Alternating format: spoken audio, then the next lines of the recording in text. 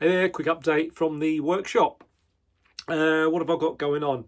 I've got a few finished knives, some underway, and an update on the grinding belt situation, doing the joins. So we'll get to that. First up, we have got a shark. Now, this the shark is based on my Brumby model, but with a slightly kind of more pointed, tapered blade. This one is in AEBL, but first up we go with the sheath. So we've got a veg tan leather sheath, and I've done a bit of the darker airbrushing around the edge, just because the handle material has got this old style, old like vintage look. So I thought I'd try and give the sheath that sort of look as well. I think it's come out quite nice.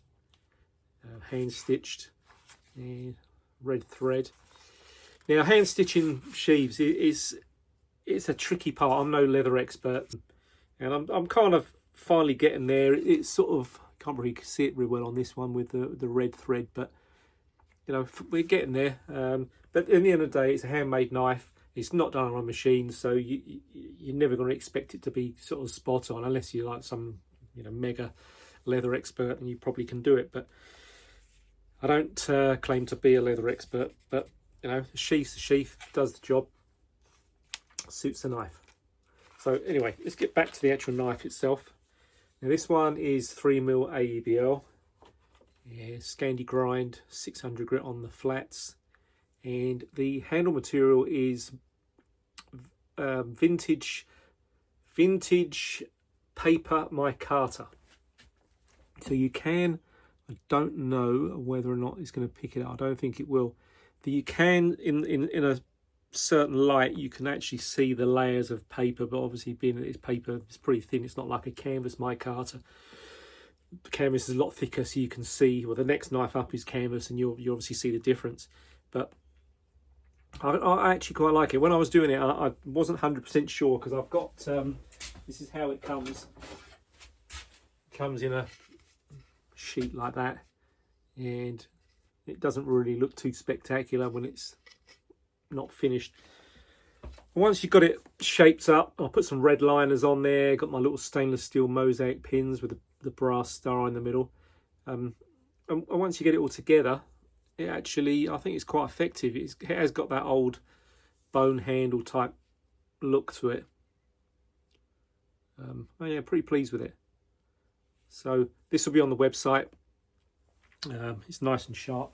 Where's the bit of paper? It's nice and sharp. So this will be up on the website if anyone's interested in that one. And that's a shark. And next up we have got a drover. Again, same leather dye. I actually been using this Angelus English tan dye. I think it's a little bit smelly. It's not. I think the other ones I use are water based. That one's like a solvent based. So it's a little bit smelly, and I spray it on with. I've shown you before. I think what I actually use, but these little spray bottles. So you put the dye in there. The little white canister is like a compressed air, and it just works like a rattle can, spray can kind of type of thing. But it gives it quite a nice even finish, and because I find if you're using the daubers, or what they're called, the lamb's wool dauber, I'm not sure I know what they're called, you can sometimes tend to flood the dye on too much, and as you trying to make it even, you tend to put too much on, and then you lose the colour goes very dark on the sheaves, so you lose the actual colour that it should be, if that makes sense. By spraying it on, you get more of an even layer, and you actually get the full colour of the tan, the English tan. So again, hand stitched, both sides, sort of looking good. Standard belt loop sheath. So this one is the canvas micarta, olive green, and you can see the layers in there. Just got that more coarse look to it. I've given it some orange G10 liners, 8mm brass loveless bolts, and a high saber grind.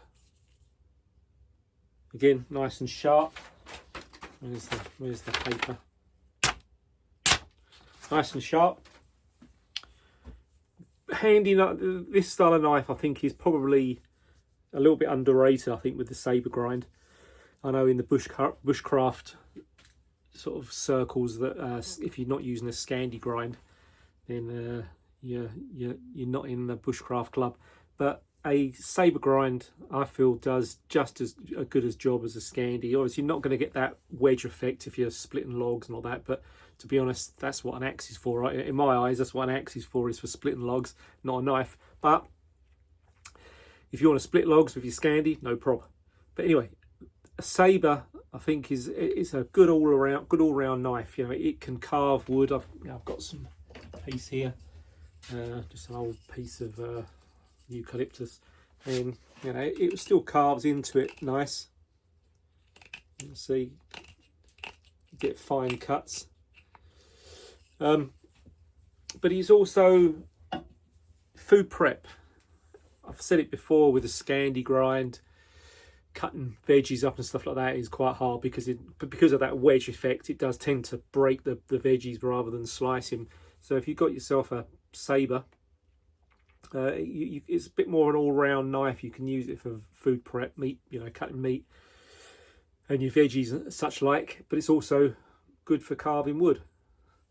So a little bit more work to do a saber as opposed to a Scandi. Just the fact that you've got to take a lot more material off, and you've got to be more careful not to go up too high and then ruin your transition between your 600 grit running along the knife and the grip going that way on the belt grinder. So it is a little bit more fiddly, but you know, I find a lot of people are asking for them, just as I said, like a good all-round knife, camping knife, fishing knife. So again, this one will be on the website if anyone's interested. And it comes with the right-hand sheath.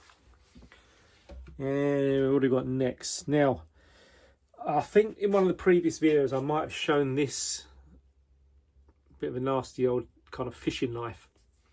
And a customer, he loves this. He loves the knife, but as you can see, the edge, it's got big chunks taken out of it. So I've got to reprofile it a little bit to get rid of the chunks of that are missing, and then give it a grind, put the edge back on. But he wanted a pair of these. I think he's given them as gifts to his sons. I think they're to his sons. But yeah, he wanted that similar style, but with some nice wood handles. So this is what I've come up with. So I'll do them one by one. I've changed the handle very slightly compared to the other one, as you can see. It's got that nasty old rubber thing on there. So I've given it a little bit more of a smooth, flowing shape, a bit more sort of, you know, comfy hand position. And also I have given it a bushcrafty style palm swell in the middle, with flaring out at the butt, just rather than as opposed to just a flat handle on each side. It's not my type of knife. This doesn't really kind of get me excited. To be honest, I like my bushcraft style knives and hunting knives, that kind of thing. I think they just got a nicer look. To me, it's okay, but I don't know. It doesn't really do it for me. But it's what the customer wanted, so you know, the customers are always right. On the handle, we have got some York gum burl. He came round and chose these.